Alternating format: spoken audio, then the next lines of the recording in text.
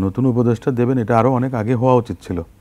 তার কারণ আমরা যে কজন আজকে তো প্রায় ৩ মাসের বেশি হয়ে গেল উপদেষ্টা পরিষদ গঠিত হয়েছে, এক একজন আপনার মানে কর্মভারে এত বেশি আপনি নুজ্জ ছিলেন যে ওনারা ঠিকমতো কাজগুলো করতে পেরেছেন কিনা আমার কাছে একটু সন্দিহান মনে হয়েছে। গণতান্ত্রিক সরকার যখন থাকে তখন তাদের ৩০০ জন পার্লামেন্ট মেম্বার থাকে, মূলত ৩৫০ জন পার্লামেন্ট মেম্বার থাকেন, তারা বিভিন্ন কাজে ব্যস্ত থাকেন, মন্ত্রীরা থাকেন ৪০-৪৫ জনের উপরে মনে করেন যে আপনার ক্যাবিনেটে থেকে থাকেন, বিভিন্ন দফতর মনে করেন যে এক একজনের এক একটা। কিন্তু এখন দেখেছি আমরা এক একজন ৫-৬টা করে, মানে এত বেশি ভার, কাজের ভার, এক এক মন্ত্রণালয়েই বসে বোধহয় সেই মন্ত্রণালয়ে চালাতেই বোধহয় ওনাদেরকে হিমশিম খেতে হয়েছিলেন।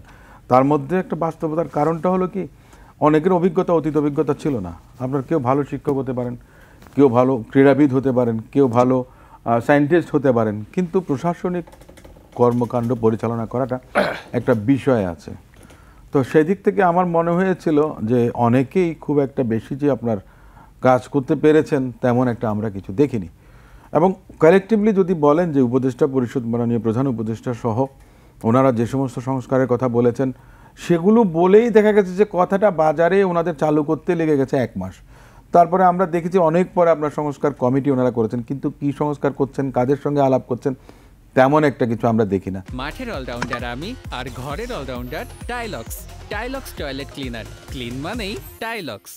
আমাদের জনগণের তো একটা আশা-আকাঙ্ক্ষা যেটা, যে একটা ফেসিস্ট গভর্নমেন্ট ছিল যারা বিনা ভোটে কখনো নির্বাচিত হয়েছে, কখনো রাতের ভোটে নির্বাচিত হয়েছে, কখনো কোনো পার্টিসিপেটরি ইলেকশনই ছিল না। তো সে ধরনের আপনার একটা অবস্থার মধ্যে থেকে আমাদের যে পরিত্রাণ ঘটেছে, ফ্যাসিস্ট গভর্নমেন্ট পদত্যাগ করেছেন, পালিয়ে গেছেন, আমরা যাই বলি না কেন, মানুষের তো আশা আকাঙ্ক্ষার একটা প্রতিফলন যেটা ঘটাবে এই সরকার, সেটা হচ্ছে যে ভোটাধিকার প্রতিষ্ঠা করা, গণতান্ত্রিক সরকার নির্বাচিত করা। আপনার জরুরি যে সমস্ত সংস্কারগুলো একটা নির্বাচনকে হোল্ড করার জন্য, আপনার সে সমস্ত কাজগুলো করবেন বা রোড ম্যাপ দেবেন বা কিভাবে করবেন। এখনও নির্বাচন কমিশন আপনার রিকনস্টিটিউট হয়নি। ওনারা ক্ষমতা গ্রহণ করার পরে অনেক দিন পরে আপনার নির্বাচন কমিশন পদত্যাগ করেছেন, বিভিন্ন জায়গায় দুর্নীতি দমন কমিশন হয়নি এখনও।